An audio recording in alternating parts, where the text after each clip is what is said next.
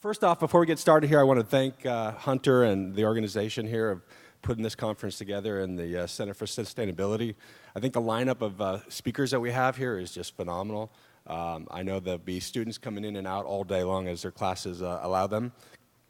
So to get started here, I get the privilege of introducing Gerald Davis from Grimway Farms and Crystal Organics. How many people know Grimway Farms?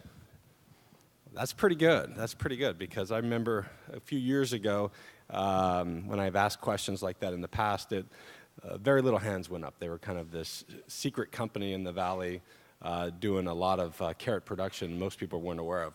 Well, before we get started, I'd like to just talk a little bit about Grimway Farms, maybe the story that you haven't heard. I've had a relationship with Grimway Farms for near 20 years. When I left, Paulie was my first employer that I went over to the Central Valley and worked for Grimway for a number of years, and I've had a nice relationship with him in other businesses I've been involved in for the last 20 years.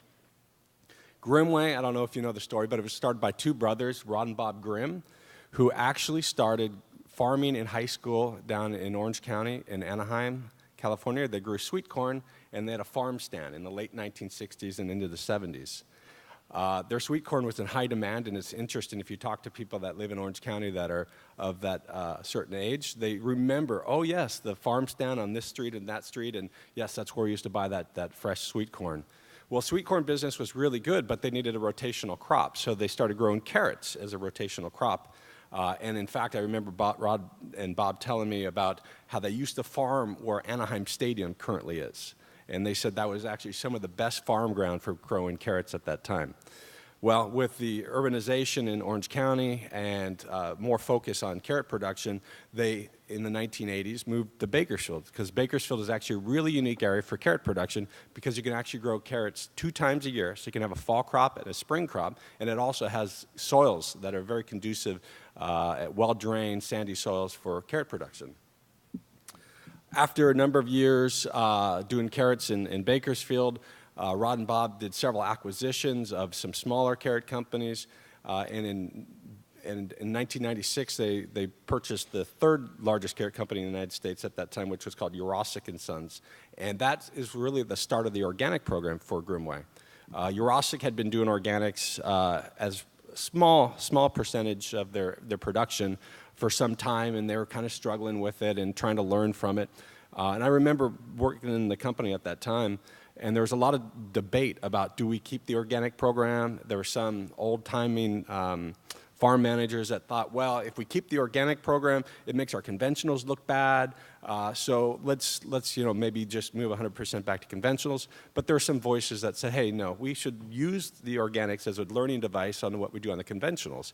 And eventually the practices, and I'm sure Jerry will talk more about this when he comes up, the practices and the way that they produce organic carrots rose to such a high level that you really couldn't tell the difference.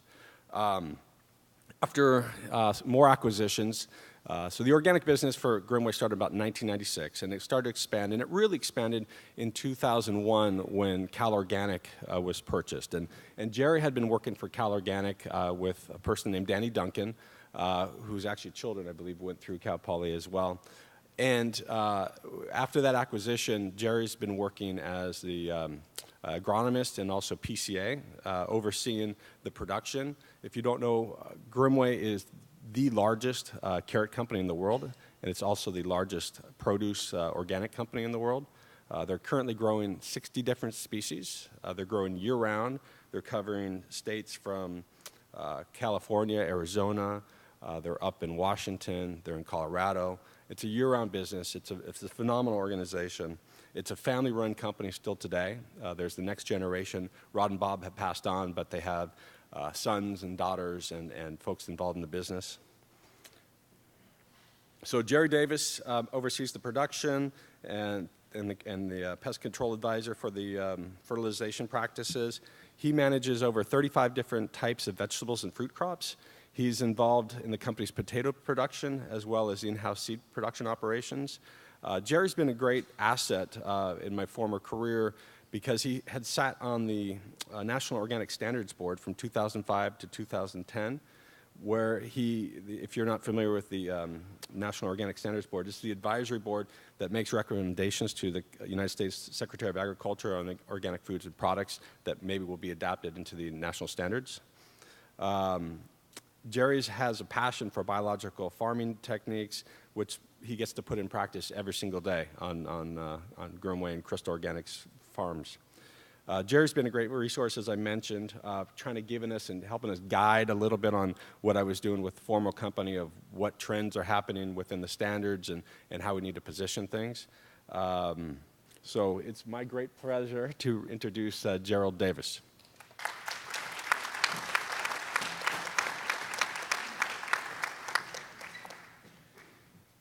Good morning, everyone.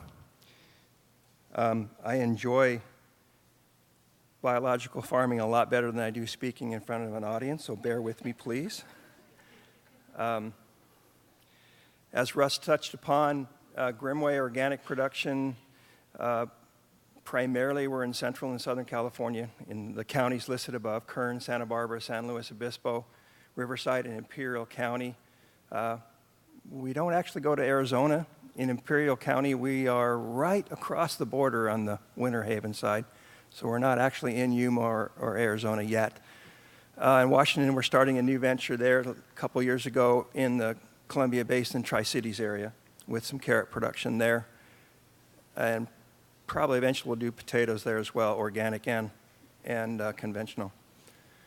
We're famous for carrots. Here are bunch carrots here, but we also package a lot of fresh carrots in packages that people are familiar with in the stores. We cut and peel baby carrots. That's a peeler in one of our facilities. That's a sizer that sizes them down to the different, from small to large, and they package them, and that's what people see in the store. We also do a lot of juice production, and in years past, it was primarily a wholesale business selling carrot juice to other producers that they would mix in their juice blends and so forth. So I always enjoyed these orange kegs of raw carrot juice when I see piles of them sitting at the plant. Now Grimway just in the last year or two has gone into their own juice line, organic juice, to where they're taking carrot juice and mixing with some of our vegetable crops and outsourcing some fruit juices like apple or berries and things like that to produce a line of fruit juices called True. We grow potatoes, tomatoes, both greenhouse tomatoes on a smaller basis, but also a lot of field-grown processing tomatoes. Cold crops like broccoli here, cauliflower, cabbage, bok choy, kale, collards, arugula, just the list goes on and on. It's a very diverse farm with lots of vegetables that we do. We do a little bit of fruit, some melons, a little bit of blueberries, but it's mostly all vegetables. We do lettuce, bulb onions, green onions, beet family things like bunch spinach here. We do table beets, Swiss chards of all kinds, parsleys and cilantros and dill and fennel and on and on and on. There's not too many things we don't grow some portion of the year. We grow celery portions of the year. Most of the vegetables are marketed under the Cal Organic label, which Cal Organic was the farm that I originally worked for before Grimway purchased them. And now, other than the label name, it's essentially Grimway Organic or the Crystal Organic division of Grimway. My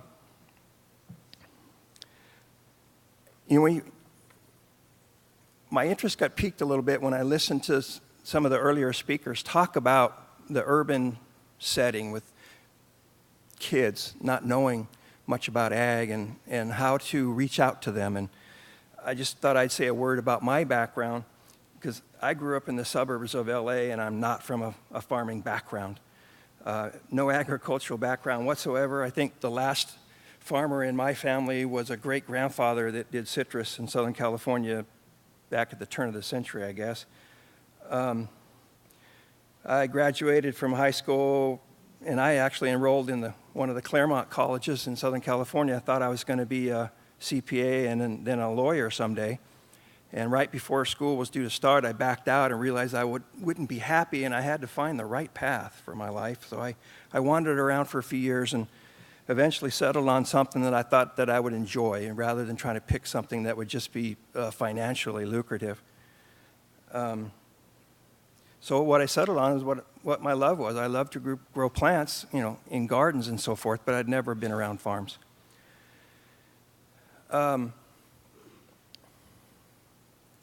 So the title of this talk is A Grower's Perspective on the Emerging, or the grower's response to the emerging organic market. And I'd like to share a little bit about what has happened both with Cal Organic and Grimway now in their response to the organic market. Cal Organic was started back in the mid-'80s, and I came to work with them. Well, first let me back up a little bit. I went to Oregon State University and got a degree in tree fruit and vegetable production. And then for 9 years, I consulted with Western Farm Service, just a mainline fertilizer and chemical distributor, both in Oregon and Washington and California. And then I was introduced to the folks at Cal Organic. They were needing an agronomist and a pest control advisor, so I went to work for them. So I've been with them in one form or another, Cal Organic or Grimway, for almost 23 years now. And it's a very large acreage operation, 35,000 acres in certified organic land and multi-region certified organic vegetable operation. I started with Cal Organic in 1993, and I wanted to show you the transition, the response of Cal Organic and Grimway to their growing organic market. In 1993, when I started with Cal Organic, they had 1,200 acres of certified organic land. When Grimway purchased them in 2001, they were up to 6,500 acres. And when I went to work for Grimway, they were telling us that made the transition to the new company, that they saw a lot of potential in the marketplace, a lot of growth there, and they put their money where their mouth was and said they were going to grow the farm a lot. So 14 years later, they're up to 35,000 acres, and have done a lot of really interesting things over the years through them. When I first went to work for Cal Organic, for a few years, I also owned a 25-acre apple and peach and fresh market vegetable direct market operation in Tehachapi, where I live.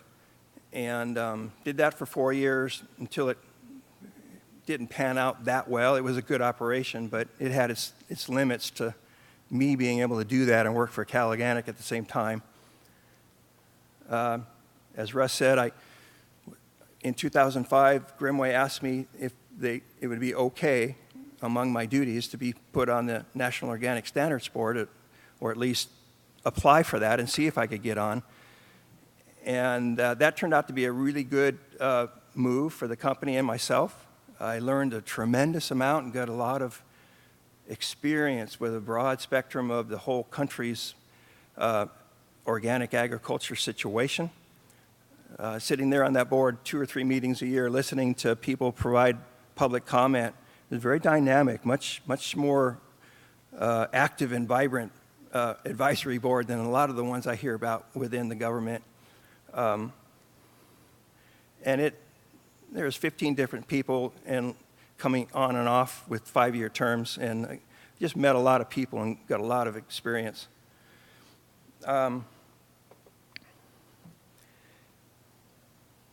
One of the things that Grimway did in the response to the organic market is they made a commitment to it, and they purchased Cal Organic Farms in 2001 and decided that they would grow that market, their part of the market.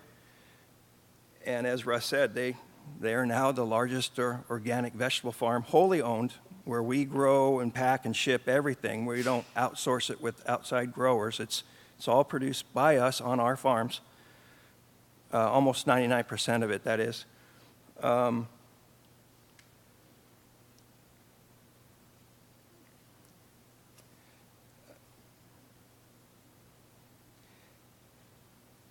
wanted to share a story. In 2005, an example of how they responded to the market. Costco approached them on carrots, and they were selling conventional carrots to Costco as well as organic carrots. And Costco decided that they just wanted to have one kind of carrot. Well, they want to sell to the customer that wants organic, but they don't want to give up that organic business by selling only conventional. So they said, what kind of a deal will you make us for a good price on your organic carrots, and we'll market nothing but organic carrots and drop the conventional ones. So they worked out a deal, and once they signed that, just one supplier, like Costco, asking for that, we had to switch 2,000 acres of our conventional land to organic production in one fell swoop from one business deal. So you can kind of see the powers at play when large marketplace entities decide they want to get into organic. And that kind of continues today. We're in another big growth stage because in the marketplace, the organic sector has grown so large that now even the Safeways and Walmarts of the world are jumping on board, and they're saying, grow for us, grow for us. And so it's all hands on deck on our farm, and I'm really not as prepared as I'd like to be for this talk because it's a busy time of year. I just kind of come in here huffing and puffing last minute and say, well, here I am, let's talk. But I'm glad that I'm here to talk at this conference. I bring a different perspective. Our farm has very good organic practices. When I was on the NOSB, I heard a lot of comments and took a lot of flack from people who had this kind of a personal grudge or a bad opinion of large organic farms as somehow not credible or not really organically viable because they're too large, and they would call them names like factory farm, industrial farm, and things like that. Our certifier is CCOF, a California certifier, and we've been with them since the beginning with Cal Organic. And our inspectors that come and see us, some of them seem surprised because they show up and they look at our practice and they see what we're doing. They see the thousands of acres of cover cropping that we're doing and tilling under to replenish our soils and build the soil biology, and so many practices that we're doing on a huge scale. And several of them have said, we're really surprised. I wasn't expecting this because of the label of factory farm, industrial farm that's been put on large farms. And I'm not saying all large organic farms are created equal, but it can be done on a large scale if large growers want to do it.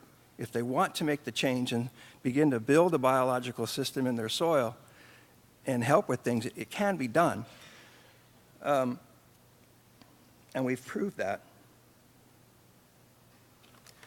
And a lot of the speakers at the conference today, it seems like they're going to talk about other marketing systems. I think there's one on doing grower co-ops, and then there's the urban liaison type of thing that we're trying to develop to get agricultural, good agriculture supplies into the urban marketplace in a different way than the large-scale conventional model of marketing, which obviously Grimway Cal Organic is at this time taking advantage of as a large producer, because we're a large farm that can fit into that type of marketing. So we've grown with the market, the size of the market. But I see that it's probably a good thing that a large grower selling a lot of produce that the average consumer can see in the typical markets and the typical retail avenues. In my opinion, the fact that we're creating more organic consumers at that level, then you have the other marketing approaches that the smaller grower can take advantage of, whether that be local grower co-ops or farmers markets. There's more and more potential customers for that smaller farmer as well. So I never have understood the animosity between large grower, small grower that I've picked up on in my travels with the National Organic Standards Board and other places, because there's a place for everything, and there is a lot of work to be done on regulation-wise and land availability. Land costs in California are so prohibitive for the young farmer starting out trying to forge their way into the marketplace in a small way. It's difficult. But it would be nice if we can come up with some solutions to that and get more and more people on board with biological farming, sustainable, resilient food systems that aren't so dependent on pesticides. So in my opinion, this is not Grimway I'm speaking for, I see our efforts as a good first step in transition to a more resilient food system. Not that we need to stay where we're at with growing produce and trucking it all over the country or even into Canada as the system to use, but it is a good start. The reason I think that is good because for growers that produce meat or produce, juices, whatever the type of food crops are growing, wine, I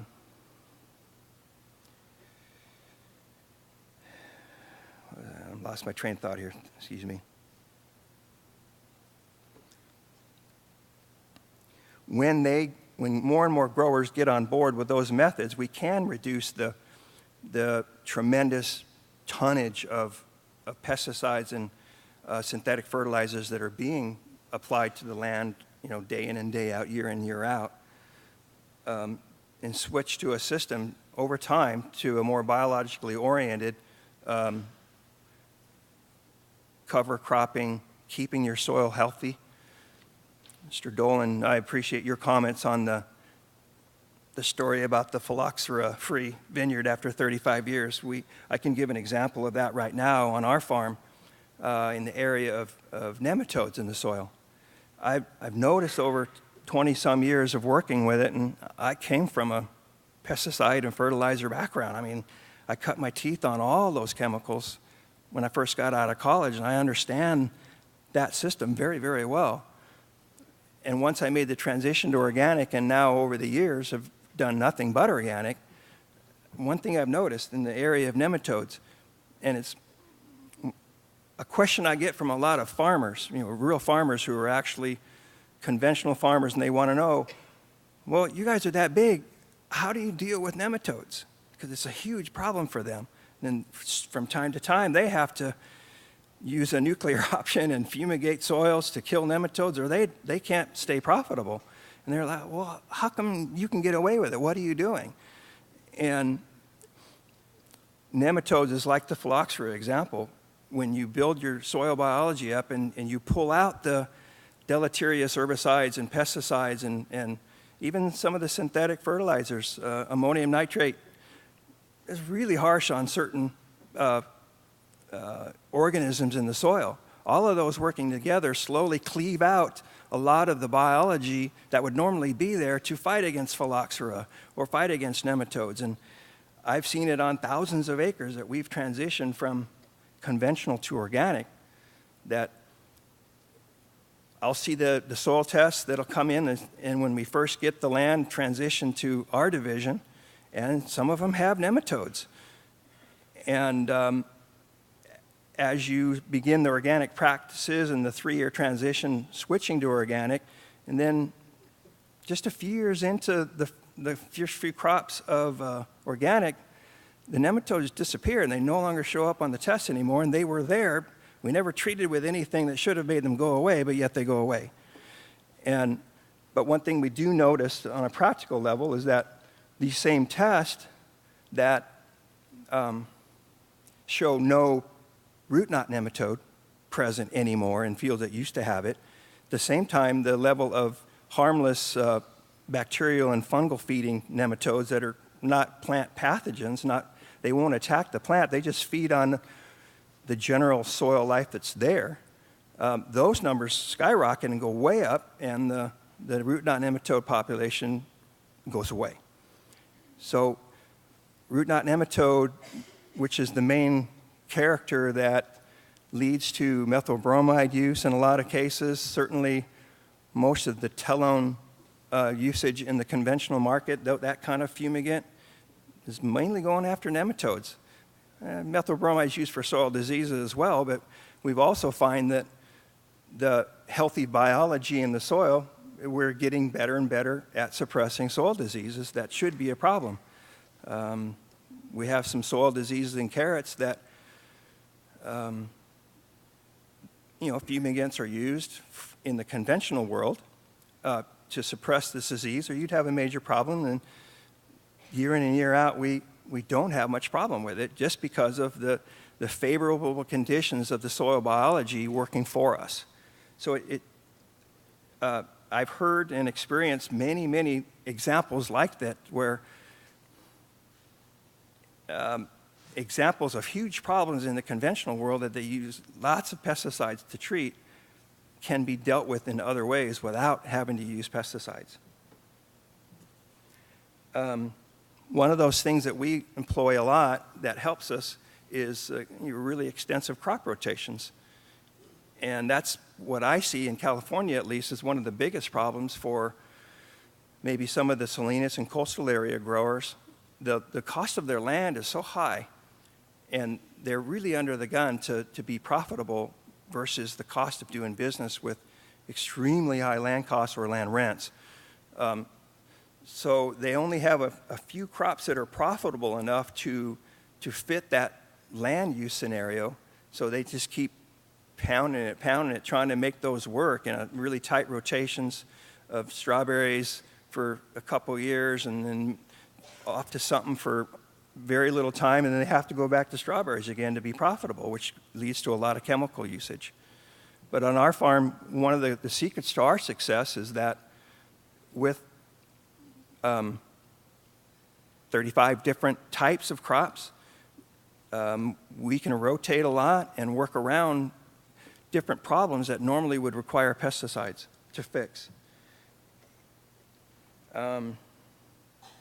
So how to solve that problem in California with the land values, I don't know. Maybe growers would have to network a little more and work together.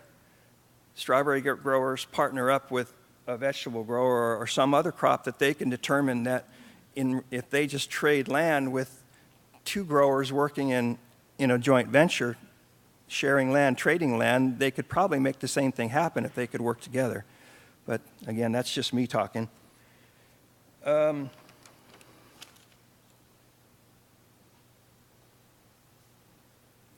didn't have a lot more to share with you, other than just to say that there is validity to biological farming.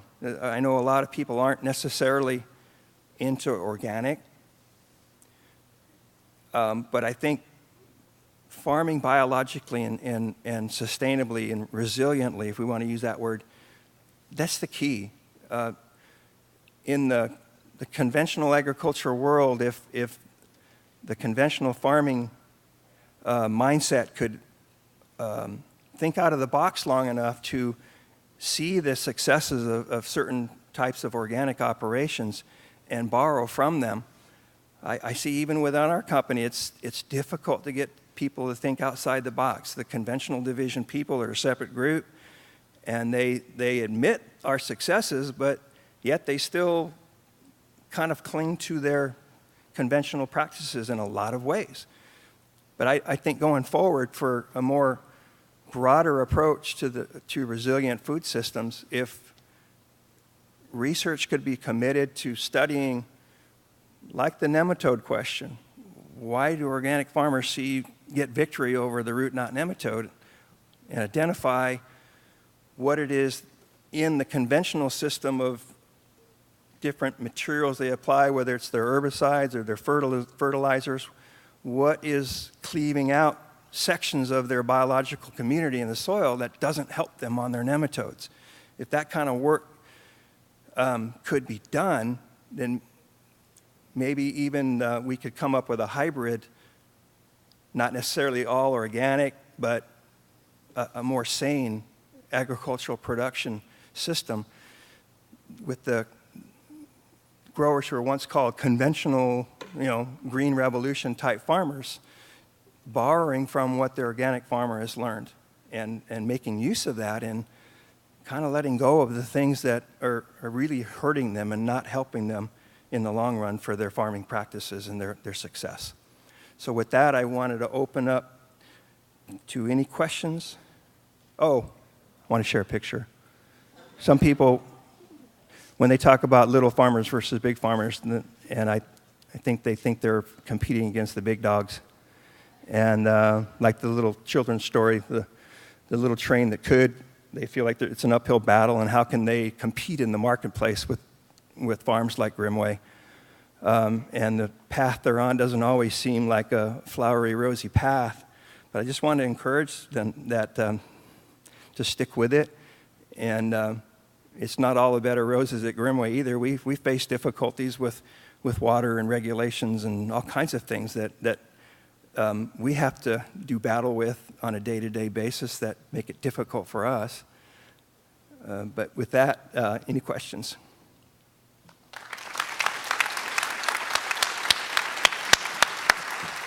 Thank you so much, Gerald. We do have some time now, so I'd really encourage people, if you have a question or two, this is your opportunity to talk to a large-scale organic grower. And I have to say, I mean, it's just incredibly impressive what you guys have done. 35,000 acres, you said, now in organic. I mean, that's really remarkable. I have a couple questions, too, but I know some other people do. Tree, do you have a question you want to ask? Go for it. Yes, hi there. I wanted to ask about certification. Did you say you were CCOF? Because what we're noticing, even in the farmers market, people say, oh yeah, we're organic, but we're not certified. And so there's this big, huge gray area now that people are claiming to be organic, but they're not getting certified. If you could speak to that, because it seems like we really want to know. So why won't more farmers who say they're organic become certified? They say, oh, it's too much paperwork. But the consumers, I think we also want to be knowing what they're doing. I could share some thoughts on why that is so. I used to be on the board of CCOF many years ago for a few years as one of the chapter board members. And I've heard a lot of discussions about this. And I don't understand specifically why so many farmers market people especially say, oh, yeah, we grow organic, but we don't want to certify. And it baffles me because I know the programs that certifiers like CCOF have, and then there's also federal programs for assistance and for small growers to get money to help them get certified. And I think it's just an excuse.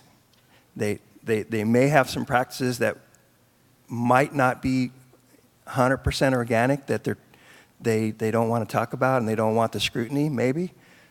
I don't know, because it really isn't a matter of being able to afford it so much. You'd have to be a pretty small farmer not to be able to afford some of the programs that CCOF offers, I know. Hi, thank you for speaking. My question is for transitioning from conventional farming to organic. Like, what's the process or the duration to get to organic? There is a 3-year transition period required, and that's, to be specific, that's 3 years from the last prohibited fertilizer or pesticide that may have been used on that property prior to your putting it in transition to organic. So it's 3 years from the last material that was prohibited material that was put on to harvest of your first organic crop. So you don't have to wait 3 years and then start growing. You can put a crop in motion a few months prior to your actual date of certification, knowing that you will reach certification before you harvest the crop. Okay, so it's harvesting the crop, then it could be labeled organic? Right. Okay. On our farm, we still grow crops on the transitional land, but we farm them organically. So it's not like the land is sitting, because letting the land sit is really not what it needs. The soil biology thrives on intensive cropping. They love it. They like to have a permanent vine in there to work with and be in symbiosis with, or a sequence of crops that they can partner up with in doing what they do. They go kind of quiescent and dormant when the land is just sitting there. So it's not necessarily good for the land to rest. I don't believe that is really what you want to do. You want to grow crops organically when you're in that transition. You won't be able to sell them as organic, but at least you can get your farm healthy and work through some of the issues that kind of come with land that's been kind of abused a little bit with pesticides and so forth. Thank you. Hey, Gerald. Matt Rogers with Whole Foods Market. Thanks for all the great organic produce over the years. Yeah, you're a good customer of ours. It's definitely amazing what you guys do. You just need to stop selling it to all those other retailers, and we'll be all... Just kidding. You guys just have to get bigger, I guess. My question, I wonder, obviously water is in the news in California. You guys are a huge grower here. And I wonder if you could talk a little bit about how you're managing the situation, and maybe if there's any difference that you see between the organic and conventional divisions on that particular topic. We're dealing with it. Frankly, I say pray for rain. We really need a change. This has been a long, extended drought, and we're feeling the pinch this year. In fact, just yesterday, one of the reasons why I'm a little late getting here and not completely prepared was in one of our growing regions up in the mountains here in California, we ran out of water. There's not enough. And we had to cut some acres, and I had to completely go through planting schedules and revamp them all because the water didn't come through. It's not there. So we slashed some acres off. The already completed planting schedules for the rest of the summer had to be all edited and changed because we ran out of water. I mean, it wasn't a huge drop, but again, that's our first example of where we literally couldn't make the cropping schedule we needed to do because of water. The difference between the organic division and conventional, we water a little less in organic, a little more judicious with the amount of water we put on. We find that when we use the conventional watering practices where they're very liberal in the amount of water they use, and they're applying, soluble fertilizers, liquid fertilizers with that water, they can water luxuriantly and not suffer the ill effects of that. If we watered that much, we would be leaching the small amount of nitrates and stuff that the biology in the soil has converted for the plants to take up slowly like it's designed to do. If we water that much, we leach it away before the plant ever gets it. And so the microbial community can only release readily available forms of nitrogen in a certain speed. And if you're overwatering and leaching that away, you're working against yourself. So that's the main thing I see.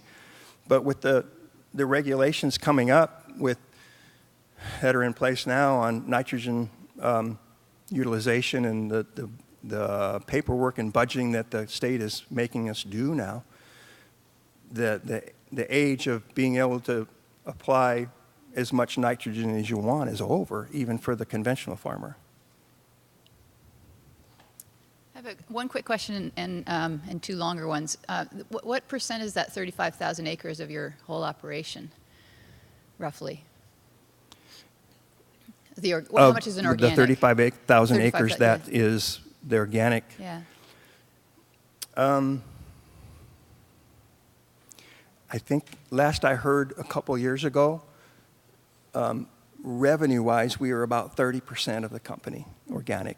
And that started out about 15 when they bought, probably 10 or 15 when they bought Cal Organic. And, the conventional part of Grimway has grown probably on the average of 3% a year over those years, whereas in the organic, it's grown double-digit every year, at least. Sometimes 15, 20% in certain years, just big jumps in acreage and revenue. And it shows in the fact that there's very little Grimway-owned properties now that aren't farmed organically. The conventional, more and more, has been relegated to production by contract growers, outside growers growing for them, and less, I mean, it's still done, don't get me misunderstand, but percentage-wise, the conventional land has shrunk and it's been diverted to organic production because of market demand. And then I'll just ask both of the next ones. You can weave them together maybe. Follow up on the water question that Matt asked. My understanding is that if you increase the soil organic matter, you're going to increase the amount of water that can be held in the soil. So that was one thing. And then sort of jumping off of that. The biology in the soil, and you know, in our hot California Central Valley soil, it's really hard to build up a measurable organic matter content. I mean, we get it up to a certain level, but there seems to be a threshold that just heat and oxidation, just to do the type of crops we do, we have to do a certain amount of tillage, and that fights against us. Whereas the permanent crop situation, organic cover cropping and stuff just slowly keeps building, you know, pasture work and stuff like that just keeps building and building and building more organic matter, and your water holding capacity goes up dramatically. Mm-hmm. We get some of that benefit, but it's smaller in the type of cropping we have to do with the small seeded vegetables that aren't really suited to minimum tillage type of practices that would be required to see a steady increase in organic matter. But the biology is still there, amazingly, but it just doesn't equate to the same situation that you'd see in a vineyard or a pasture. Great, thank you. I'll defer to Which, by the way, that brings to mind something that I forgot to mention. Grimway did a study that I got to participate in and help with a few years back, where we looked at the idea of pasture production for 2 years in intensive grazing management practices. And we actually did a 40-acre study where we had pastures and cows on the ground, and we were out there doing it and to see how well it would rotate with carrots. So 2 years on to pasture, pull it out, back into a year of carrots, and then back to pasture again. And we did that study, and it worked great agronomically. I loved it. We did a lot of studies and learned a lot about it.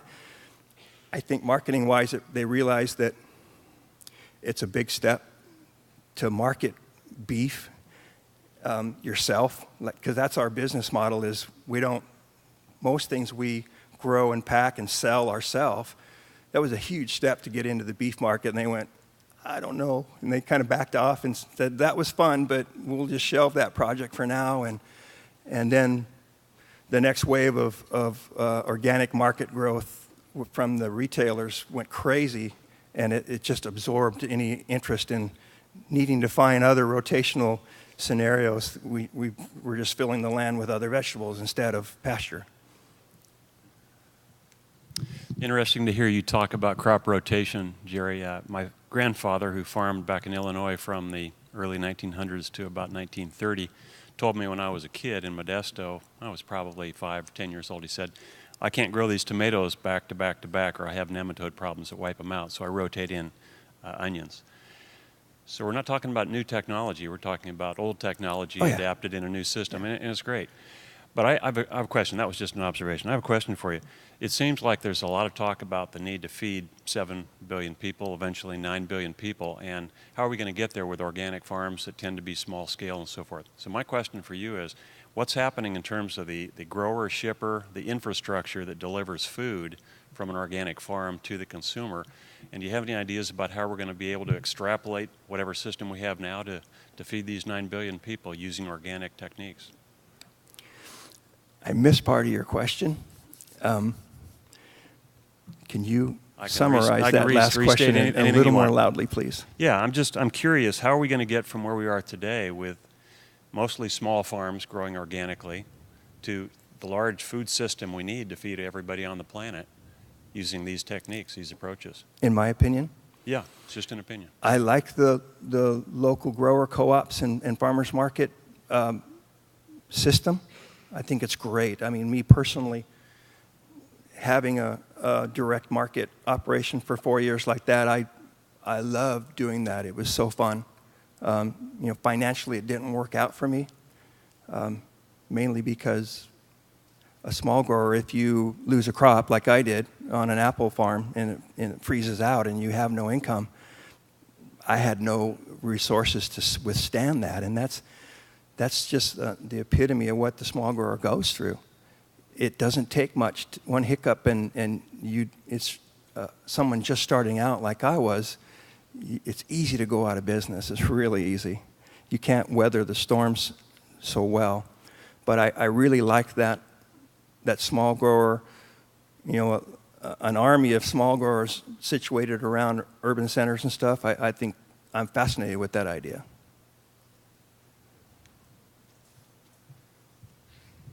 Good morning.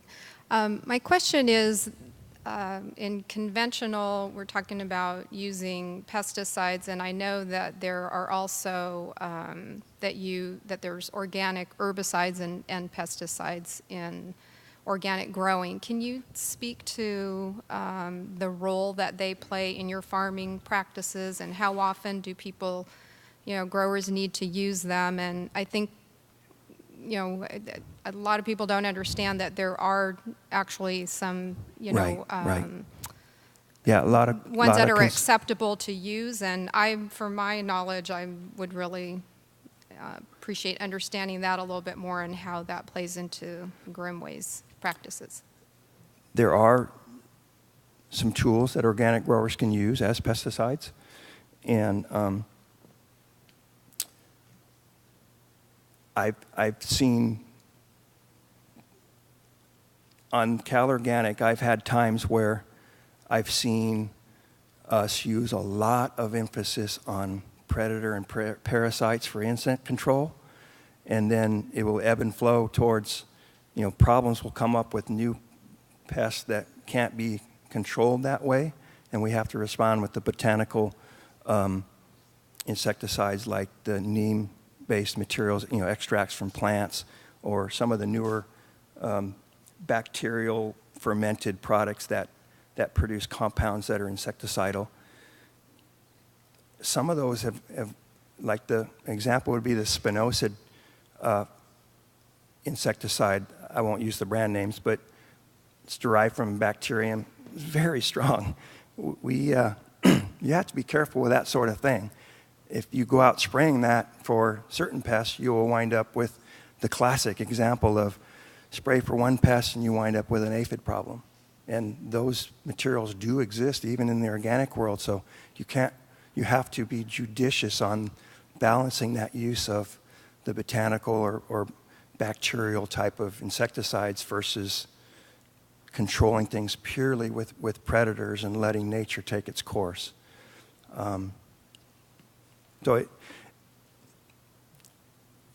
Sometimes it would be nice if we didn't have to spray, but yeah, the organic farmer needs to spray too. This might be a longer question we can talk about over the break as well, but a number of people, including Paul Dolan this morning, talk about the importance of diversity in sustainability and resilience.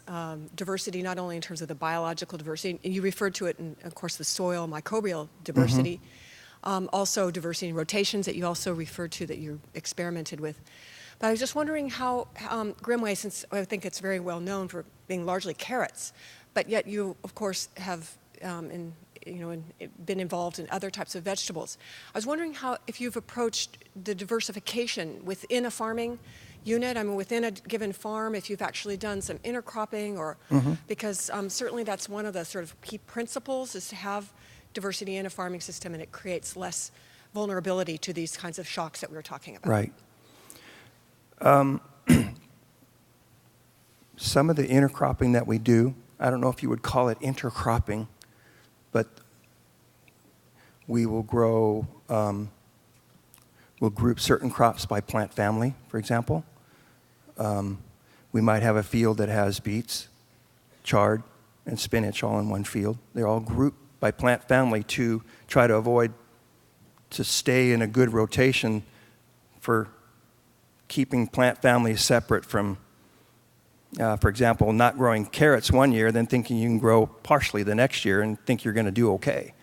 We learned that many years ago that you can't do that, or you will have, the next time you come back to carrots, you will have major problems because you essentially went back to back on a disease-susceptible family member. So we do a little bit of that. We do a lot of trap cropping to grow insectary crops that will draw,